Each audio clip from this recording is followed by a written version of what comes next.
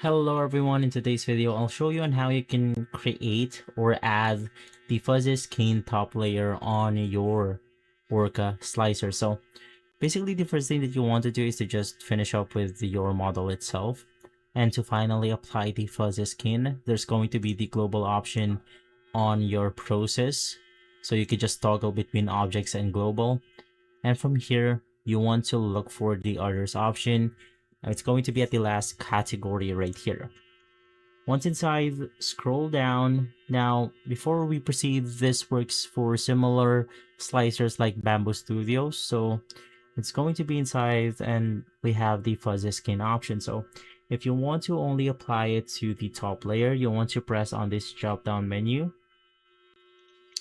And then there will be the contour option. So by doing this on contour, it will actually apply to our top layer instead. So you could select contour and whole, all walls, and basically that's going to be it. If we click on the slice plate option, we could see the results of the fuzzy skin. So you can make other adjustments right here if you want to, but that's how you do it. If this video has been helpful, leave a like, subscribe, and follow us for more videos like this. Thanks for watching.